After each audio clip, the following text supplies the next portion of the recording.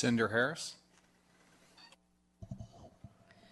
Thank you, Mr. Chair. I have some questions for you around your budget. As I'm looking at the educational policy development budget and the financial consultant services budget, together those are almost a third of the budget that you put together. And in the footnotes or down below the budget, a lot of those monies are designated as an hourly rate to a consultant for $350 an hour. And as I calculate the number of hours that that equals and the long-term ramifications of this project for being a year, I'm a little curious. I'd like a little more explanation about, first of all, why the consultancy services have to be on call.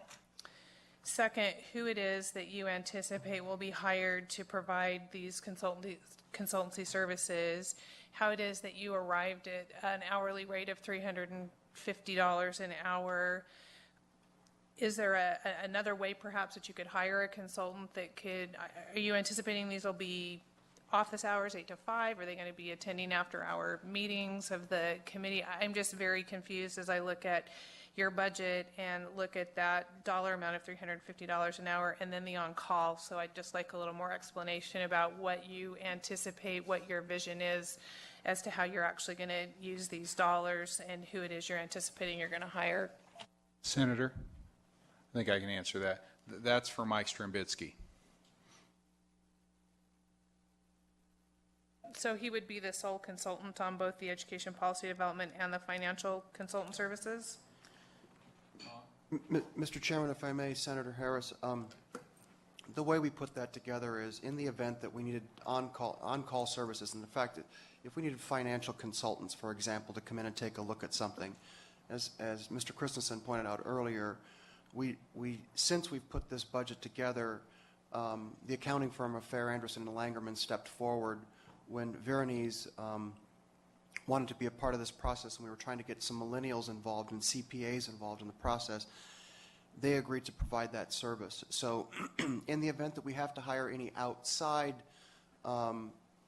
financial consultants, in the event that we need to bring Mr. Strambitsky back to participate in this, or we have to bring in another education consultant, that's what that is there for. So they would be on call. That, in my opinion, it's not 8 to 5 Monday through Friday. Those would be individuals that we would need. We might need them for a month. We might need them for 6 weeks. We might need them for 2 months. The budget that we prepared, we're hoping that we don't have to spend the whole amount. That's the goal. But what we prepared for you was what we think this effort is going to take. And that's what you have before you today. My goal is to tell you that as a fiscal conservative, we would not spend all the money that is in that budget. That's why we put in there specifically as needed and on call. And I appreciate that. I just wondered if there's any thought that's been put into hiring someone maybe on a project basis once you have a better idea as to what the scope of the work is, so that we're not just looking at a $350 per hour rate for a consultant. Maybe as you're identifying what the challenges are, or you find that maybe the district needs some financial consulting, that you could hire somebody to sit down and work on it on a project basis where the hours are a little more flexible, but we have a sum certain and we're not just paying $350 an hour for as long as it takes that consultant to do whatever they're doing. It's more of a scope of work bound by contract, so that there's some fiscal management there, I guess, with regard to the use of the consultant. Mr. Chairman, if I may, Senator Harris, I couldn't agree with you more. I've hired and fired a lot of consultants in my day. I am one and have been hired and fired a lot. And it comes down to that fiscal responsibility. So I don't look at having someone there full time. We may need to bring someone in to work on an education piece for 2 months. We may have to bring in a financial person for 2 months. It would be an on-call, project-by-project basis. And so we're not looking at spending all of that money in that category right up from the beginning. I don't run my company that way. So when I hire consultants to work on projects with me, I hire them on a project-by-project basis.